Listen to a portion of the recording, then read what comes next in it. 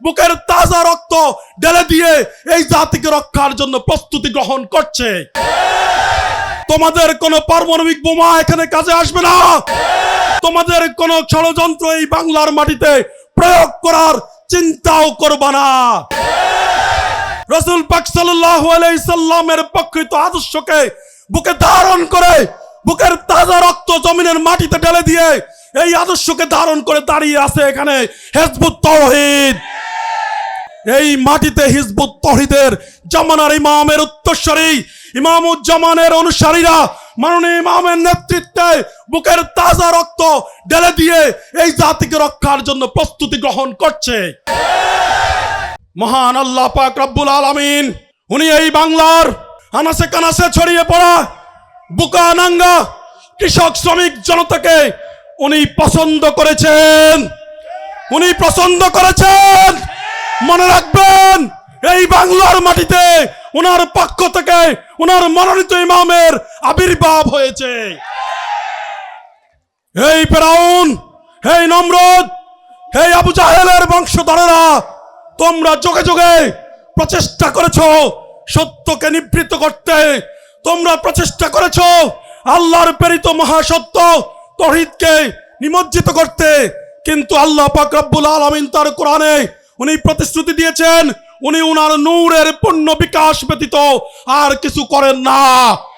এই নূরের পূর্ণ বিকাশ ঘটবে এই বাংলার জমিনে। আমি বাংলাদেশের সরকার প্রধানকে বলতে চাই, এই দেশের মুক্তির জন্য, এই দেশের মানুষের শান্তির জন্য, প্রকৃত ইসলাম প্রতিষ্ঠার জন্য হিজবুত তাওহীদ আন্দোলন একমাত্র আন্দোলন, একমাত্র হিজবুত তাওহীদ আন্দোলন নিঃস্বার্থভাবে প্রত্যেকটা নারী পুরুষ তাদের সমস্ত জীবনকে, তাদের যৌবনকালকে, তাদের সম্পদকে এই রাষ্ট্রের কল্যাণে উৎসর্গ করে দিয়েছেন, আর কেউ দেয় নাই। আজকের এই সমাজে অনাগত শিশুদের রক্তে আজকে পৃথিবীর মাটি ভিজে গিয়েছে। কোথাও কোনো মুক্তি নাই, কোথাও কোনো অধিকার নাই, বাঁচার কোনো সম্ভাবনা নাই। আজকে ধ্বংস হয়ে গিয়েছে ফিলিস্তিন, ধ্বংস হয়ে গিয়েছে ইরাক, সিরিয়া, আফগানিস্তান। আজকে যুদ্ধের দামামা বাজছে ভারত পাকিস্তান একসাথে। এই পরিস্থিতিতে আমার দেশের সরকার আজকে ঘোষণা দিতে বাধ্য হচ্ছে আমরা যুদ্ধের প্রস্তুতি নিতে হবে, তা না হলে আমাদের বোকামি হবে। আমরা যুদ্ধের প্রস্তুতি নিতে হবে।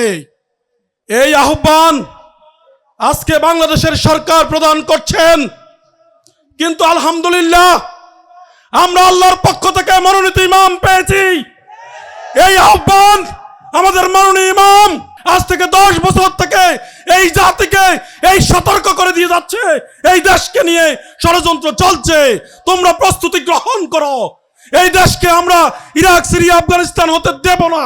এই প্রতিশ্রুতি আমরা মাঠে ময়দানে দিয়ে যাচ্ছি। এই বাংলার আনাসে কানাসে প্রত্যেকটা অলিতে গলিতে আমরা ঘুরে বেরিয়েছি। আমাদের এই আদর্শ আমরা তুলে ধরেছি। আমরা মানব জাতির সামনে নিঃস্বার্থভাবে প্রকৃত ইসলামের সেই আদর্শ তুলে ধরার জন্য আপ্রাণ চেষ্টা করে যাচ্ছি। আমাদের নারীরা, আমাদের ভাইয়েরা তাদের সমস্ত সম্পত্তিকে, তাদের গয়না গাটিকে, তাদের যৌবনকালকে তারা মানব জাতির এই সংকট থেকে মুক্তির জন্য সংগ্রাম করে যাচ্ছে প্রতিনিয়ত। আমাদের এই প্রচেষ্টাকে, আমাদের এই সংগ্রামকে আজকে একটি স্বার্থন্বেষী মহল তারা উদ্দেশ্য প্রণীতভাবে আমাদের বিরুদ্ধে মিথ্যাচার করে অনাগতভাবে তারা আমাদের বিরুদ্ধে সাধারণ জনগণের কাছে ভুল বার্তা দিয়ে, ভুল মেসেজ দিয়ে তারা আমাদের এই প্রচেষ্টাকে ব্যর্থ করার চেষ্টা করেছে বারবার।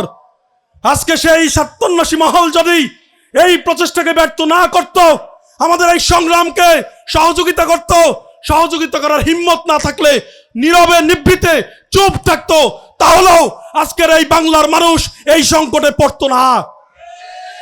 আমি বাংলাদেশের সরকার প্রধানকে বলতে চাই, এই দেশের মুক্তির জন্য, এই দেশের মানুষের শান্তির জন্য, প্রকৃত ইসলাম প্রতিষ্ঠার জন্য হিজবুত তাওহীদ আন্দোলন একমাত্র আন্দোলন, একমাত্র হিজবুত তাওহীদ আন্দোলন নিঃস্বার্থভাবে প্রত্যেকটা নারী পুরুষ তাদের সমস্ত জীবনকে, তাদের যৌবনকালকে, তাদের সম্পদকে এই রাষ্ট্রের কল্যাণে উৎসর্গ করে দিয়েছেন, আর কেউ দেয় নাই।